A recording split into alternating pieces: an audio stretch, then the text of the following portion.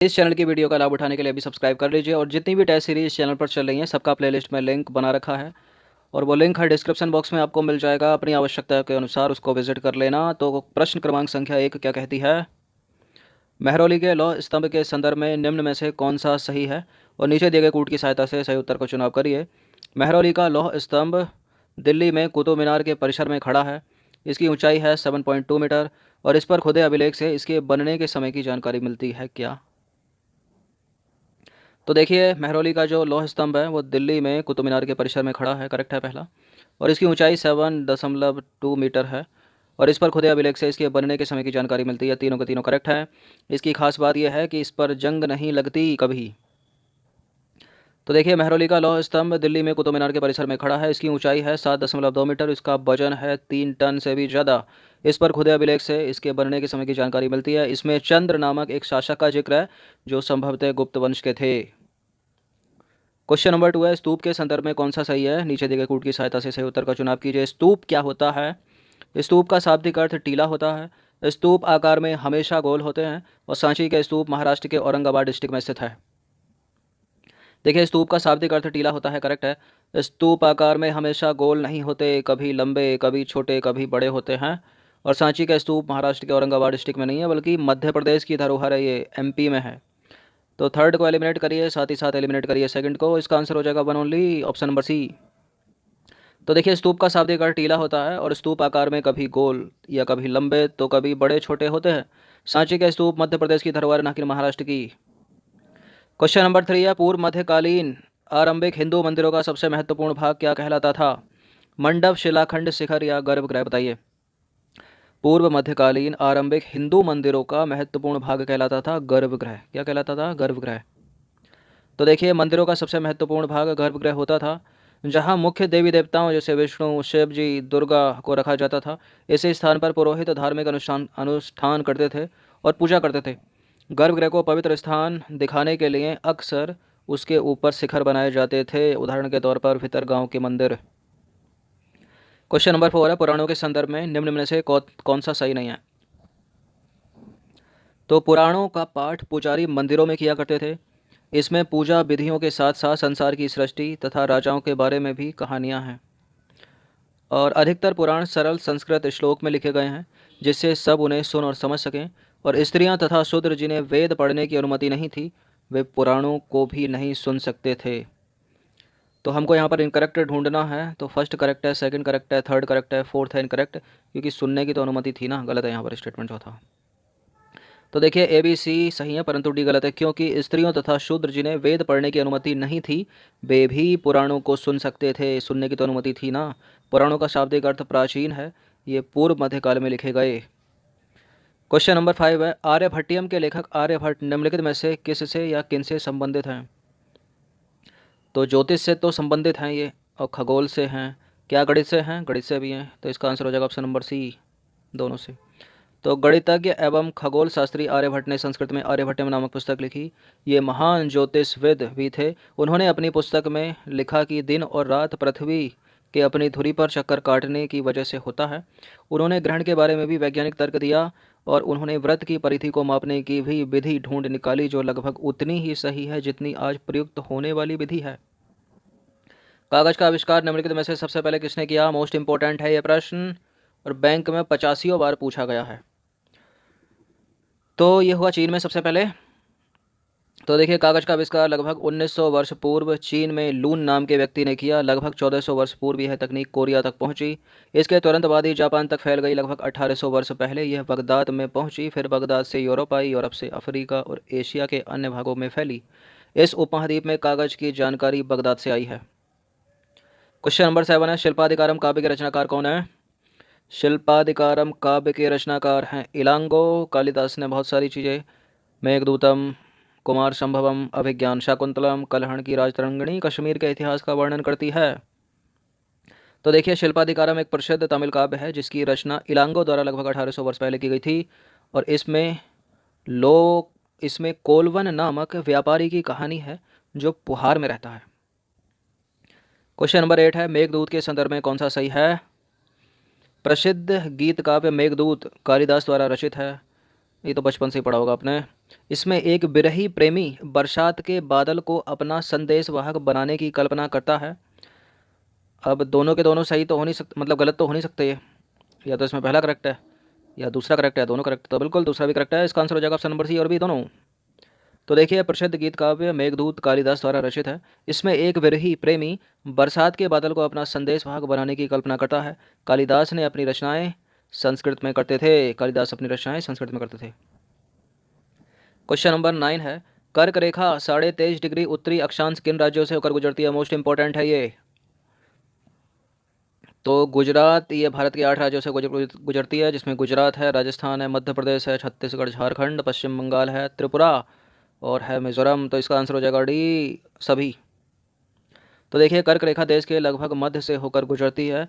यह रेखा भारत के 8 राज्यों से होकर गुजरती है। जो सीक्वेंस है, Gujarat, next Rajasthan, after that Madhya Pradesh, Chhattisgarh, Jharkhand, Paschim Bangal, Tripura और मिजोरम। क्वेश्चन नंबर 10 है, भारत की स्थलीय सीमा कितने देशों के साथ जुड़ी है? भारत की स्थलीय सीमा 7 देशों के साथ जुड़ी है। कौन कौन से हैं वो 7 देश? पाकिस्तान, अफ़गानिस्तान और नेपाल, चीन, बांग्लादेश, भूटान और म्यांमार। तो देखिए, भारत देश की स्थलीय सीमा 7 देशों के साथ जुड़ी है। चीन, नेपाल, भूटान, म्यांमार, पाकिस्तान, बांग्लादेश और अफ़गानिस्तान के साथ भी लगी है छोटी सी। भारत की सबसे लंबी स्थलीय सीमा किस देश के साथ है, बताइए? भारत की सबसे लंबी स्थलीय सीमा है बांग्लादेश के साथ, उसके बाद है चाइना के साथ। तो भारत की सबसे लंबी स्थलीय सीमा बांग्लादेश के साथ लगती है। 5 हैं वो स्टेट। 12वां प्रश्न है, निम्न में से भारत के कौन से राज्य कम से कम 2 देशों के साथ अपनी स्थलीय सीमा को साझा करते हैं? कौन सा है इसमें? लेकिन केरल तो नीचे की तरफ है ना, पानी से साझा करता है, तो ये तो हो नहीं सकता। हरियाणा, उत्तराखंड और उत्तर प्रदेश, उत्तराखंड और ऊपर पंजाब और हिमाचल से घिरा हुआ है, तो ये भी नहीं होगा। पंजाब भी 2 के साथ तो नहीं मिलता, पाकिस्तान के साथ मिलता है केवल। यहाँ मिजोरम है जो 2 के साथ मिलता है, एक तो बांग्लादेश और दूसरा है त्रिपुरा, सॉरी म्यांमार।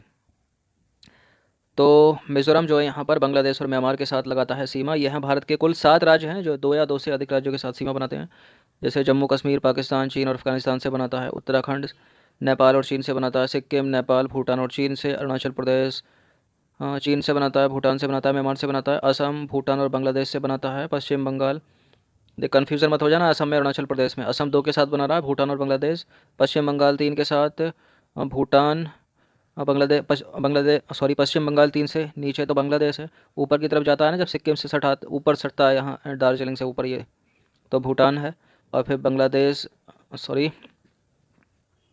देखिए पश्चिम बंगाल जो है बांग्लादेश के साथ यहाँ बनाता है। ऊपर जाते समय इधर से लगता है भूटान के साथ, इधर से लगता है नेपाल के साथ, और यहाँ ऊपर में क्या है, सिक्किम है। और मिजोरम जो है बांग्लादेश और म्यांमार के साथ लगता है, याद रखिएगा। क्वेश्चन नंबर 13 है, नीचे दिए गए नदियों के नाम को ध्यान में रखिए, बताइए कि उपरोक्त में से कौन सी नदियाँ डेल्टा बनाती है? तो गोदावरी बिल्कुल डेल्टा बनाती है, कृष्णा भी डेल्टा बनाती है, कावेरी भी डेल्टा बनाती है, सभी की सभी बनाती हैं। तो इसका आंसर हो जाएगा ऑप्शन नंबर डी। तो देखिए, गोदावरी, कृष्णा एवं कावेरी ये सभी पूर्व की ओर बहने वाली नदियाँ और बंगाल की खाड़ी में गिरती हैं, और ये नदियाँ अपने मुहाने पर उपजाऊ डेल्टा का निर्माण करती हैं। क्वेश्चन नंबर 14 है, सुंदरबन डेल्टा के संदर्भ में नीचे दिए गए कथनों में से कौन सा कथन सत्य है? यह भारत का सबसे बड़ा डेल्टा है और यह गंगा और ब्रह्मपुत्र का डेल्टा है। तो करेक्ट है दोनों के दोनों स्टेटमेंट। ये भारत का है, भारत के साथ विश्व का भी सबसे बड़ा डेल्टा है, और गंगा और ब्रह्मपुत्र का डेल्टा है। इसका आंसर हो जाएगा ऑप्शन नंबर सी। तो गंगा एवं, सॉरी फॉर दिस, यहाँ ब्रह्मपुत्र छूट गया। गंगा एवं ब्रह्मपुत्र नदियाँ विश्व के सबसे बड़े डेल्टा का निर्माण करती हैं। विश्व का हो गया तो भारत का तो वैसे ही हो गया ना, जिसे सुंदरबन डेल्टा कहते हैं। इस डेल्टा की आकृति जो है बहुत त्रिभुजाकार है, और डेल्टा स्थल का वह भाग जो नदी मुहाने पर बनता है, और जहाँ नदियाँ समुद्र में प्रवेश करती हैं उस जगह को नदी का मुहाना कहा जाता है। क्वेश्चन नंबर 15 है, निम्नलिखित में से कौन सा कथन सत्य है? चिल्का झील विश्व की सबसे बड़ी खारे पानी की झील है। वुलर झील भारत की सबसे बड़ी मीठे पानी की झील है। देखिए, चिल्का झील विश्व की सबसे बड़ी खारे पानी की नहीं है, विश्व की सबसे बड़ी तो कैस्पियन सागर है ना, तो इसको एलिमिनेट कर दीजिए। ये भारत की है, और भारत के साथ साथ एशिया की सबसे बड़ी खारे पानी की झील है, फेमस फॉर लेजर फ्लेमिंगस। और वुलर जो है भारत की सबसे बड़ी मीठे पानी की झील है। केवल 2 करेक्ट हो जाएगा यहाँ पर। तो चिल्का झील भारत के साथ एशिया की सबसे बड़ी खारे पानी की झील है, ना कि विश्व की। विश्व की सबसे बड़ी खारे पानी की झील है कैस्पियन सागर, और जो बुलर है वो भारत की सबसे बड़ी मीठे पानी की झील है जो जम्मू कश्मीर में स्थित है। क्वेश्चन नंबर 16 है, निम्नलिखित कथनों पर विचार कीजिए। देखिए हर सब्जेक्ट पर फोकस करने की कोशिश की गई है। यहाँ से साइंस शुरू हो गया है। विद्युत सेल उसमें संचित रासायनिक पदार्थों से विद्युत उत्पन्न करता है और विद्युत सेल में एक सिरा धनात्मक तथा दूसरा ऋणात्मक होता है। बिल्कुल करेक्ट है दोनों के दोनों स्टेटमेंट। इसका आंसर हो जाएगा ऑप्शन नंबर सी। तो देखिए उपरोक्त दोनों के दोनों कथन सत्य हैं। विद्युत सेल में विद्युत उसमें संचित रासायनिक पदार्थों के कारण उत्पन्न होती है। विद्युत सेल का एक सिरा तो होता है धनात्मक, दूसरा होता है ऋणात्मक। क्वेश्चन नंबर 17 है, निम्नलिखित कथनों पर विचार कीजिए, बताइए कि कौन सा सही होगा। प्रत्येक चुंबक के दो ध्रुव होते हैं, उत्तरी ध्रुव और दक्षिणी ध्रुव। स्वतंत्रता पूर्वक यदि चुंबक को लटकाया जाए तो वह सदैव उत्तर पूर्व दिशा में आकर रुकता है। देखिए प्रत्येक चुंबक के दो ध्रुव होते हैं, उत्तरी ध्रुव और दक्षिणी ध्रुव करेक्ट है। स्वतंत्रता पूर्वक यदि आप किसी चुंबक को लटकाएंगे तो उत्तर और दक्षिण दिशा में आकर रुकेगा, उत्तर पूर्व में आकर नहीं रुकेगा। तो इसका आंसर हो जाएगा केवल एक सही है यहाँ पर। तो देखिए प्रत्येक चुंबक के दो ध्रुव होते हैं, उत्तरी ध्रुव तथा दक्षिणी ध्रुव। स्वतंत्रता पूर्वक लटकाने पर चुंबक सदैव उत्तर दक्षिण दिशा में आकर रुकता है। ये मोस्ट इंपॉर्टेंट है और बेसिक चीज़ भी जो आपको हमेशा पता होनी चाहिए। क्वेश्चन नंबर 18 है, ऊंट मरुस्थलीय परिस्थितियों के लिए अनुकूलित होता है, उसके अनुकूलन के संदर्भ में निम्नलिखित कथनों पर विचार कीजिए और बताइए कि इसमें कौन सा सही होगा। तो ऊंट के पैर लंबे होते हैं जिससे उसका शरीर रेत की गर्मी से दूर रहता है। उसमें मूत्र जो है वो बहुत कम मात्रा में आता है और जो उसकी पॉटी होती है वो शुष्क होती है। तो करेक्ट है, शुष्क होती है तो पानी उसके सही से बाहर ही नहीं जा पाता होगा। तो पहला भी करेक्ट है, दूसरा भी करेक्ट है। इसका आंसर हो जाएगा ऑप्शन नंबर सी। उसके पैर गद्देदार होते हैं, बचपन में लिखते थे ना आप निबंध। और उसको रेगिस्तान का जहाज कहा जाता है, बहुत तेज दौड़ता है। तो देखिए ऊँटों में उपस्थित उपरोक्त दोनों विशेषताओं के कारण ऊँट के शरीर से जलहर्ष बहुत कम होता है, इसलिए जल के बिना भी वो कई दिनों तक रह सकता है। क्वेश्चन नंबर 19 है, किसका है किनका शरीर धारा रेखीय नहीं होता। इसमें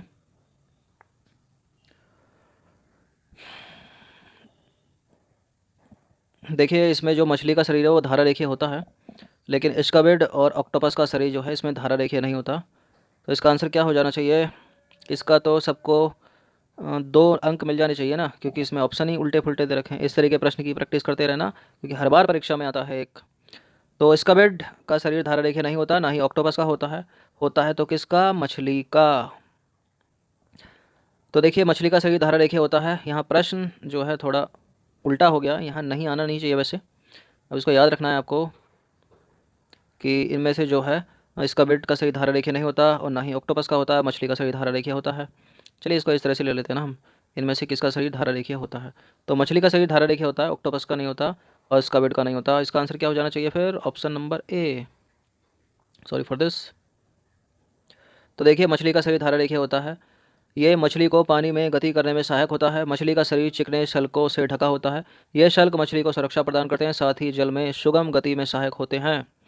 और दूसरे बहुत से समुद्री जंतुओं का शरीर भी धारा रेखीय होता है, परंतु स्क्विड एवं ऑक्टोपस जैसे समुद्री जंतुओं का शरीर आमतौर पर धारा रेखीय नहीं होता। जब वे जल में चलते हैं तो अपने शरीर को धारा रेखीय बना लेते हैं। क्वेश्चन नंबर 20 है, मरुस्थलीय पौधों के संदर्भ में कौन सा सत्य है। मरुस्थलीय पौधे वाष्पोत्सर्जन द्वारा जल की बहुत कम मात्रा निष्कासित करते हैं। मरुस्थलीय पौधों में पत्तियां या तो अनुपस्थित होती हैं या फिर बहुत छोटी होती हैं। अगर होती हैं तो इन पौधों में पत्तियां कांटों का रूप ले लेती हैं। बिल्कुल सारे के सारे करेक्ट हैं स्टेटमेंट मरुस्थलीय पौधों के संदर्भ में। तो देखिए मरुस्थलीय पौधे वाष्पोत्सर्जन द्वारा जल की बहुत कम मात्रा निष्कासित करते हैं। मरुस्थलीय पौधों में पत्तियां या तो अनुपस्थित होती हैं या फिर बहुत छोटी होती हैं। कुछ पौधों में पत्तियां कांटों का रूप ले लेती हैं और इससे पत्तियों में होने वाले वाष्पोत्सर्जन से होने वाले जल के हर्ष में कमी आती है। उदाहरण के तौर पर नागफनी और कैक्टस जो है वो मरुस्थलीय पौधे हैं और आपने दोनों को देखा होगा। तो 20 प्रश्न थे, इंपॉर्टेंट थे, अच्छे से इसका रिविजन कर लीजिएगा। धन्यवाद।